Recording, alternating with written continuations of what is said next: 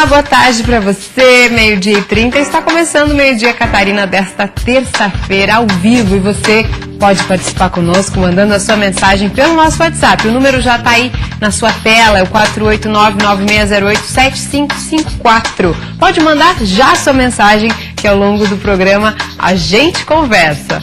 Olha, e a gente começa o Meio-Dia Catarina de hoje com as principais notícias do estado, falando ainda sobre ontem, aquela paralisação que aconteceu, manifestações em várias partes do país contra aí a reforma da Previdência. E ainda ontem, conforme a gente mostrou aqui, a SC 401 foi bloqueada por uma barreira de pneus em chamas.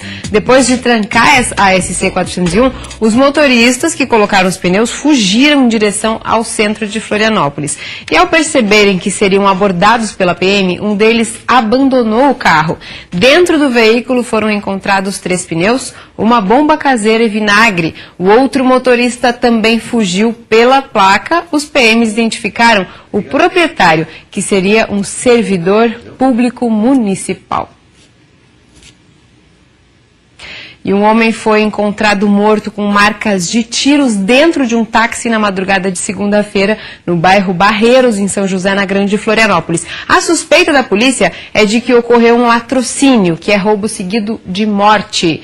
E um outro taxista teve o carro atingido por vários tiros no Morro da Caixa, em Florianópolis. Apesar do susto e do medo, o profissional não foi atingido e passa bem.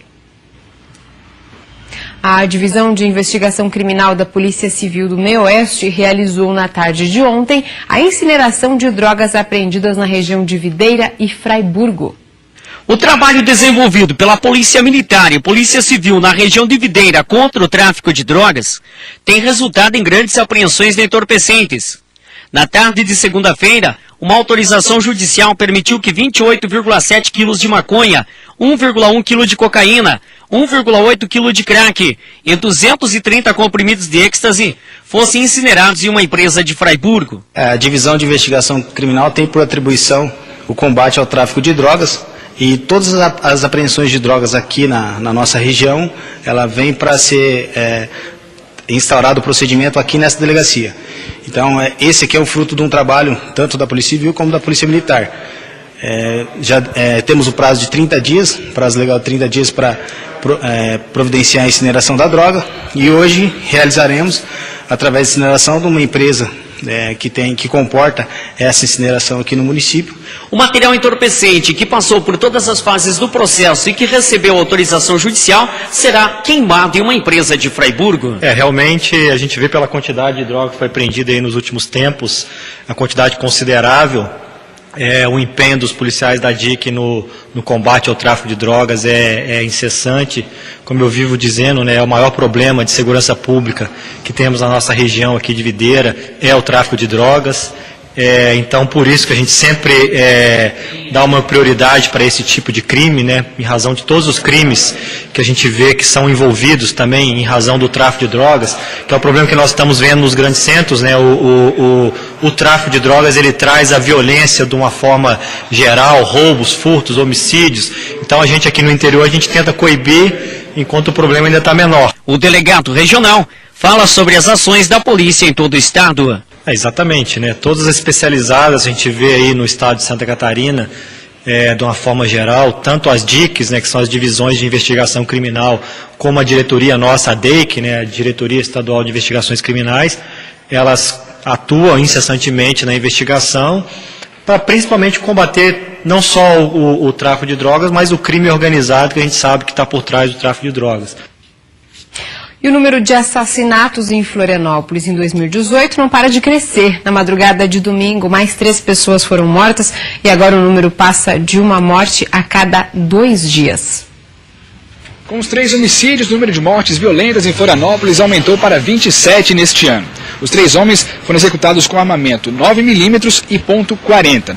As investigações ainda estão em andamento, mas os corpos foram resgatados no Morro da Caixa, num barranco com a ajuda do Corpo de Bombeiros. Ninguém ainda foi preso, mas a briga de facções já foi excluída como motivo do crime. No ano passado, Florianópolis encerrou as estatísticas com 180 mortes violentas. E para reduzir esse número, o novo secretário de Segurança, Alceu de Oliveira Pinto Júnior, diz que vai investir em mais inteligência e menos confrontos. Um jovem de 19 anos precisou ser resgatado pelo helicóptero Arcanjo na segunda-feira após ser picado por uma víbora venenosa na costeira do Ribeirão, região sul de Florianópolis. Nós temos algumas imagens aí cedidas pelos bombeiros. Ele estava com o tio limpando o terreno de uma trilha próxima à Cachoeira da Servidão, Costa do Sul, quando ocorreu o incidente. O animal é da espécie jararacuçu. Segundo os bombeiros, ele foi medicado e encaminhado ao hospital universitário. Felizmente, passa bem. E depois do intervalo, a gente volta a falar de segurança aqui no Meio Dia Catarina. E tem muito mais. A gente já volta.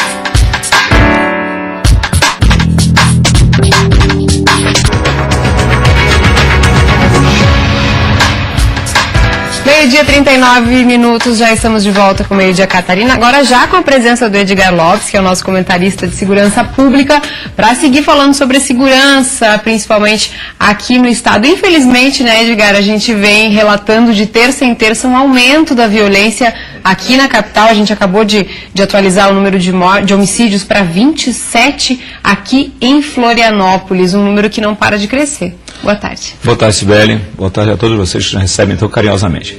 Sim, Sibeli, é alarmante esse índice que vai crescendo e não tem viés de descida.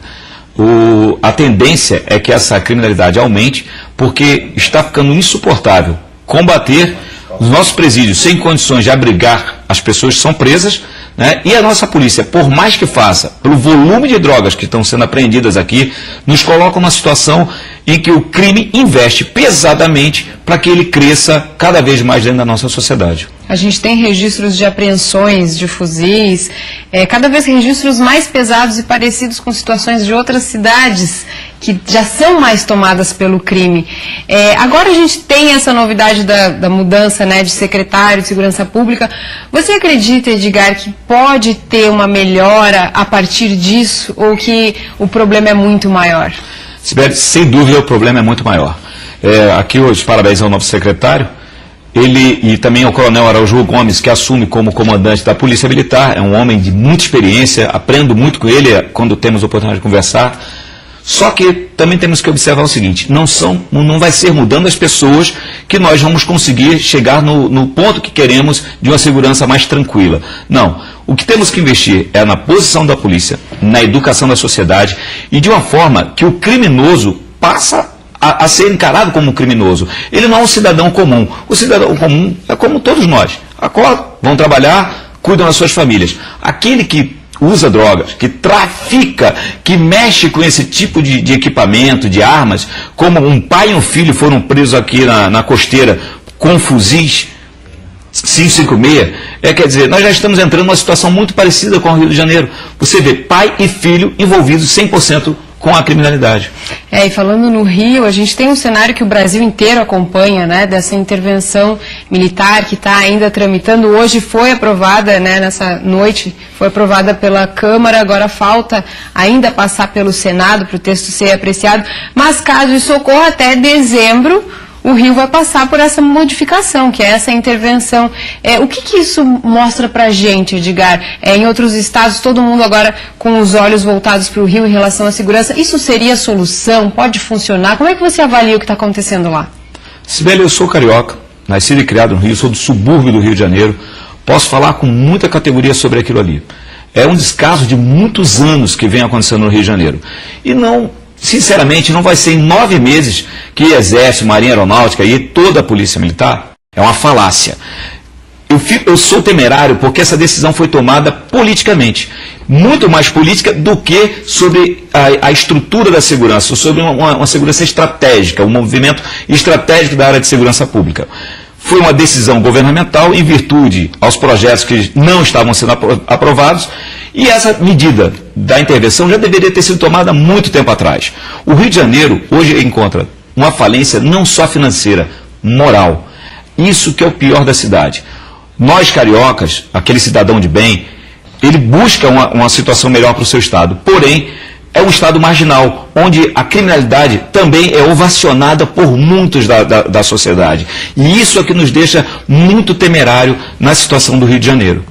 E em relação aos militares atuando, isso seria positivo tê-los nas ruas efetivamente? Como é que você avalia essa intervenção em si, essa mudança de foco? Eles têm liberdade para atuar como polícia? Como funcionaria isso? Esse é o grande ponto que está sendo discutido. Fazem a comparação da polícia, ou melhor, do exército, com o que ocorreu no Haiti. Lá, como deveria ser aqui, o exército deveria ter o poder de polícia. Por quê? Não adianta nada fazer um cerco e não deixar que esses que fazem o cerco também atuem. Lá no Haiti foi divulgado de tal maneira que todo cidadão de lá sabia que aquele que estivesse portando uma arma de grosso calibre, principalmente, ele era um alvo específico, ele era um alvo potencial. Por que é um alvo potencial? Porque pode ser abatido. Ele entra em confronto contra as forças públicas de segurança. E no nosso caso, aquele que se revolta contra a força pública e utiliza armas de grosso calibre, ele sim tem que ser abatido. Porque ele entra numa situação não só contra o país, ele entra contra o povo, contra a sociedade que ele coloca refém, à mercê do deleite de continuar sendo um traficante, sendo marginal. Então ele tem que ser realmente abatido, porque senão a sociedade vai ficar permanentemente refém dessa criminalidade. Então a gente segue acompanhando essa situação lá no Rio, como a gente falou, o texto ainda pode ser apreciado ainda hoje pelo Senado, pelo menos é o que diz a imprensa em geral, e a gente segue, é claro, em contato com você, Edgar, e na terça a gente volta a falar sobre isso. Vamos ver como é que fica a situação até terça-feira. Obrigada. Muito obrigado, Sibeli, uma boa tarde a todos. E a gente segue com o Meio-Dia Catarina e agora para mostrar para você a reportagem sobre a posse do novo secretário de Segurança Pública de Santa Catarina, Alceu de Oliveira Júnior. Como nós falamos agora há pouco, confira a reportagem de Gustavo Bosley. Duas palavras definem a cerimônia de posse dos novos delegado-geral da Polícia Civil e secretário de Segurança do Estado. Prestígio e entusiasmo são essas palavras. Prestígio constatado no número de autoridades e servidores presentes dentro e inclusive fora do auditório da sede da pasta. E entusiasmo, essa palavra foi observada durante os discursos de Marcos Ghisoni Júnior, novo delegado-geral, e do professor Alceu de Oliveira Pinto Júnior, o novo secretário de Segurança. O governador do estado, logicamente, esteve presente e destacou o uso da tecnologia no combate ao crime. Nós queremos a renovação da energia, de novos programas, novas tecnologias que possam ser usadas nesse população. Usar a tecnologia como isso, para novos tecnologia moderna. Então nós temos que usar isso em prol da segurança e da prevenção da criminalidade. E o uso de recursos tecnológicos no combate ao crime é a mesma linha de pensamento que pretende colocar em ação do diretor-geral da Polícia Civil. A utilização de ferramentas tecnológicas para que a gente possa ter o pleno domínio das ações e os passos dessas organizações criminosas. Quando eu falo em tecnologia, não é um artefato somente, existem outras metodologias. Hoje em dia, as pessoas têm o hábito de, nas mídias sociais, compartilhar quase tudo que fazem. Já o novo secretário revelou ter definidas as metas para a segurança pública do Estado, elaboradas para serem colocadas em ação num curto, médio e também longo prazo. Num primeiro momento, será dada prioridade para as áreas mapeadas como as mais vulneráveis para a ação dos criminosos. Tem alguns cenários que estão sendo mapeados de curto prazo, principalmente com áreas vermelhas em regiões mais densamente populosas, regiões maiores de Santa Catarina, que precisam de algum tipo de intervenção imediata. Seja tipo de intervenção com o pessoal, seja tipo de intervenção com inteligência. E outras regiões precisam de intervenção para manutenção da paz social que já existe. Tudo isso será interligado. Tá aí, novidades então na segurança, né? Posse do novo secretário. A Organização Mundial da Saúde divulgou um novo documento com orientações sobre partos. As novas diretrizes podem ajudar o Brasil a diminuir o grande número de cesáreas. O Davi nasceu ontem em um parto normal, como a mãe tinha imaginado. Foi difícil, mas eu fui até o fim com a decisão de parto normal. E a equipe médica te apoiou? Muito, o tempo todo. A Carla também queria parto natural, mas não foi possível. Eu já tinha passado das 40 semanas, aí pediram para mim vir ao hospital para induzir o parto. Aí a gente tentou de todas as formas e não não deu certo, não evoluiu. Aí a gente resolveu fazer a cesárea. Você ficou triste? Não, não fiquei triste. Foi um alívio, porque eu estava sofrendo bastante. O respeito ao ritmo particular de cada nascimento é uma das orientações do novo guia da Organização Mundial da Saúde sobre partos. A OMS eliminou o padrão de dilatação do colo do útero de 1 centímetro por hora. Isso pode variar. E reforça que o corte na área genital para ampliar o canal não deve ser rotina. É importante informar a gestante que o trabalho do primeiro parto dura em média 12 horas, os seguintes 10 horas. A mulher também tem o direito de decidir a posição mais confortável, de escolher um acompanhante e deve ser ouvida sobre a intensidade da dor que está sentindo. Mais da metade dos partos realizados no Brasil são cesáreas. A nossa taxa é 3 vezes maior do que a média mundial. Com as novas diretrizes da OMS, a ideia é evitar as cirurgias e intervenções médicas desnecessárias e estimular o diálogo constante das mães com as equipes de saúde. A operação cesariana é uma alternativa, felizmente hoje, muito segura, mas ainda assim implicando mais riscos, tanto para a mãe como para a criança. Se houver chance de optar e não há problema que impeça, é melhor optar pela via natural. Entre os motivos mais comuns para a indicação de cesárea estão a falta de dilatação e a posição do bebê que pode impedir o parto natural. Na primeira gestação, a Amanda fez cesariana por recomendação médica. Agora o segundo filho está a caminho e o que ela quer é que dê tudo certo de novo. Que venha como tiver que vir, né? A princípio normal, se não der cesárea. Que bom, né, que hoje em dia se tem recursos, mas como bem falou a reportagem, que sejam usados quando necessário. Nós vamos para um rápido intervalo, é um instante só, e a gente já volta com mais Meio-Dia Catarina para você.